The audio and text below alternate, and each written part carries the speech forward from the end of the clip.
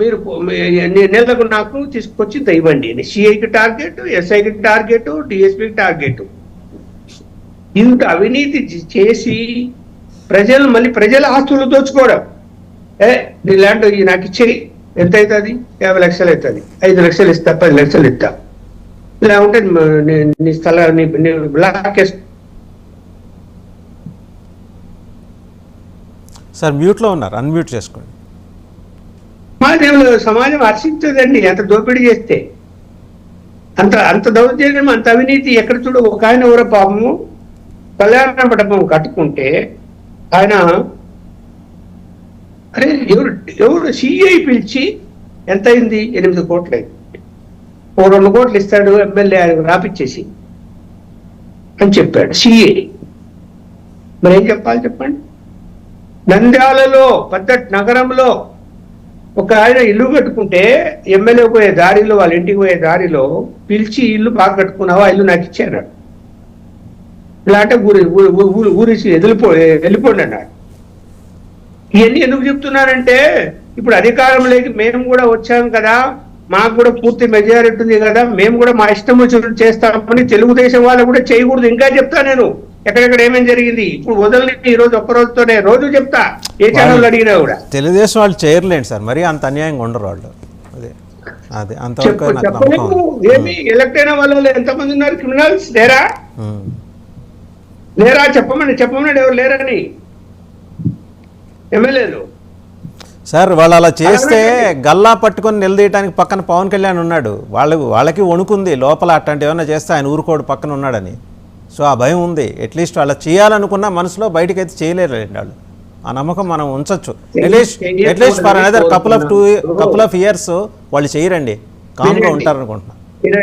వినండి, మీకు ఒక మాట చెప్తా. ఇక్కడ మీరు పవన్ కళ్యాణ్ అలా అడ్డుకోవచ్చు, బీజేపీ వాళ్ళు అడ్డుకోవచ్చు. కేంద్రంలో అధికారంలో ఉంది కాబట్టి, కేంద్రంతో మాకు పనులు ఉన్నాయి కాబట్టి, వాళ్ళు చెప్పినట్టు మేము వినాలి కాబట్టి, వాళ్ళు చెప్తే కూడా మేము సర్దుకుంటాము అని అనొచ్చు ఇప్పుడు.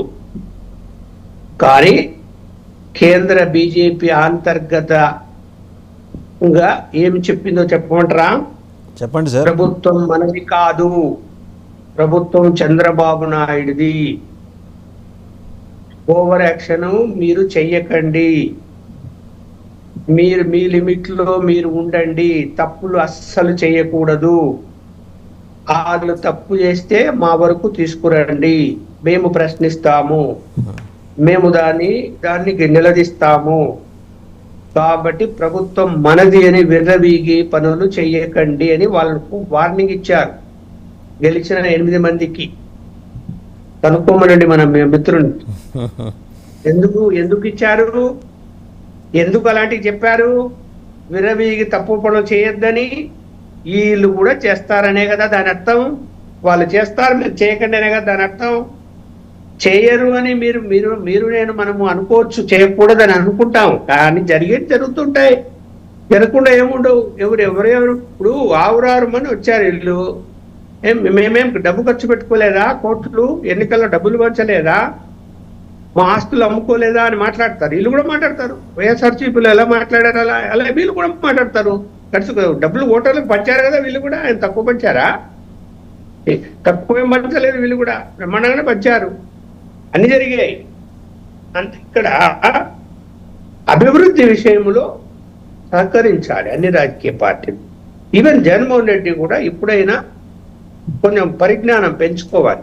అరే తప్పు జరిగిపోయింది, 10 సంవత్సరాలు రాష్ట్రం నష్టపోయిందండి, రాజధానులు లేని పరిస్థితి ఏంటండి, ఇవాళ వెనుకబడిన జిల్లాల అభివృద్ధి ఎక్కడిదండి, రాయలసీమలోని ఇరిగేషన్ ప్రాజెక్టుల పరిస్థితి ఏంటండి, ఎన్టీ రామారావు శంకుస్థాపన చేసిన ప్రాజెక్టులు సిగ్గుండాల తెలుగుదేశానికి కూడా. నేను శంకుస్థాపనకు అటెండ్ అయ్యాను ఆయనతో పాటు, ఎన్టీ రామారావుతో పాటు.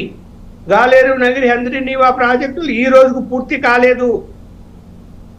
ఈ రోజుకు ఆయన శంకుస్థాపన చేసిన ఇప్పటికి శిలాఫలకాలు ఉన్నాయి అక్కడ. అవి చూడండి, హామీ ఇచ్చారు మీరు ఉక్కు ఫ్యాక్టరీ పెట్టమని, శంకుస్థాపనలు చేశారు, చేయగలిగారు. 3 సార్లు శంకుస్థాపనలు జరిగాయి, 1 ఇంచు కదల్లా.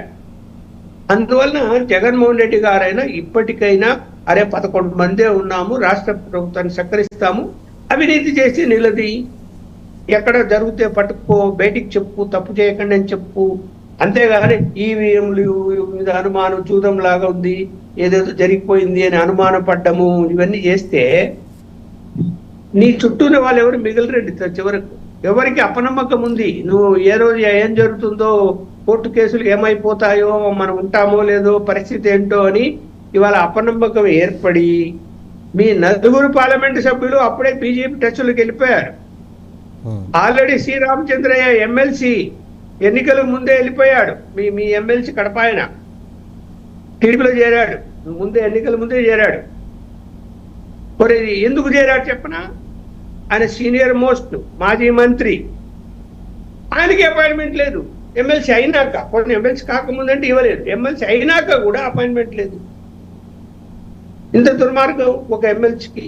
చూస్తారు కదా, వైఎస్ఆర్సీపీ యొక్క చాలా మంది సీనియర్ నాయకులే సీఎం పేషీలో ఉన్నటువంటి ఒక ఆయన వలన మేము ఓడిపోయాము, 1 గంట నన్ను నిలబెట్టాడు, సీఎం దగ్గరికి లోపలికే పోనీ లేదు, ఆ కాగితం తీసుకొని ఇచ్చి పోనీ, మళ్ళీ కాగితం తీస్తే ఆ కాగితం ఏమైందో కూడా తెలీదు అని. అంటే ఒక ముఖ్యమంత్రిగా ఉండి నువ్వు ఎవరితో అంటే నీ బయట వాళ్ళు వదిలే, మీ ఎంపీలు, మీ మంత్రులు, మీ ఎమ్మెల్యేలు, మీ ఎమ్మెల్సీలతోనే మీరు ఇంటరాక్ట్ కాకుండా, ఏం జరుగుతుందో తెలుసుకోకుండా, వాళ్ళ అభిప్రాయాలు కూడా తీసుకోకుండా నువ్వు పరిపాలన చేసి, పరదాలు కట్టుకొని బయటికి వెళ్తే నువ్వు పరిపాలన చేసి, ఇవాళ ఈవీఎంల వల్ల ఓడిపోయామేమో అని అనుమానం వస్తుందా నీకు?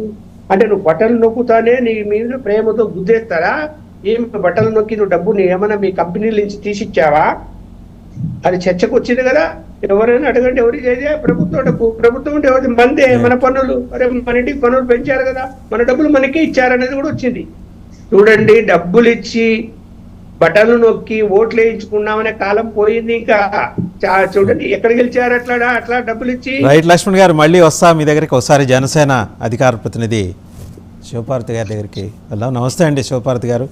Good sign. నిన్నైతే ముందర మీ ప్రభుత్వం, ఇది కూటమి ప్రభుత్వం కాబట్టి కూటమి ప్రభుత్వం భాగస్వాములు మిమ్మల్ని అభినందించాలి. 5 సంతకాలు, 5 కూడా చాలా వ్యాలిడ్ ఇష్యూస్ మీద సంతకాలు. ల్యాండ్ టైటిల్, పేదల పింఛను, స్కిల్ సెన్సెస్, అన్న క్యాంటీన్లు అండ్ టీచర్ పోస్టులు, మెగా డిఎస్సి దాని మీద. నిజమే, అంటే ఇన్నాళ్ళ నుంచి ఎదురు చూస్తున్న దానికి ఒక స్వాంతన అది. దాన్ని ఎగ్జిక్యూట్ చేయించడంలో కూడా ఈ విషయంలో చంద్రబాబు నాయుడు గారు పక్కాగా ఉంటారు. ఆయన నిన్న నుంచే వాళ్ళు ఆఫీసర్స్ అందరికీ చెప్పుంటారు, మీరు నిద్రపోవటం మానేయండి ఇంకొక 5 ఏళ్ళని. ఎందుకంటే లాస్ట్ 5 years నిద్రపోయారు కదా, ఇప్పుడు దానికి బదులుగా ఇప్పుడు మానేయండి అని చెప్పుంటారు. ఇది వేగంగా ముందరికి వస్తుంది. తర్వాత లక్ష్మణ్ గారు ఒక ఇంపార్టెంట్ అంశం తెర మీదకి తీసుకొచ్చారు. ఏంటంటే ఇలా తప్పిదాలు చేయటానికి అవకాశాలు ఉంటాయి, జరగచ్చు అని. అయితే నేను అన్న మాటతోటి ఆయన కొంతవరకు ఏకీభవించారు. పవన్ కళ్యాణ్ నిలదీయచ్చు, మీ నాయకుడు నిలదీస్తాడు, అట్లాంటివి ఏమన్నా జరిగే ప్రమాదం కనిపిస్తుంది. ఎందుకంటే ఒక క్లాసిక్ ఎగ్జాంపుల్ చెప్తాను ఆ నోటీస్లో ఉండి. వైజాగ్లో ఎమ్మెల్యే కూడా కాదండి, వైఎస్ఆర్సీపీ కార్పొరేటర్ ఒక ఆయన చాలా ఒక కొత్త రూల్ తీసుకొచ్చాడు. ఆ ఏరియాలో ఎవరైనా ఇల్లు కట్టుకుంటుంటే ఇల్లు గృహప్రవేశానికి ఆయన ముందర పిలవాలి, పిలిచితే ఆయన ఇల్లు మొత్తం అన్నీ ఒకసారి స్కాన్ చేసుకునేవాడు. అంటే కెమెరాలు ఏం లేవు, ఆయన బుర్రతోనే స్కాన్ చేసుకునేవారు. దానికి 2 ఏళ్ల పాటు వచ్చే రెంట్ని ముందర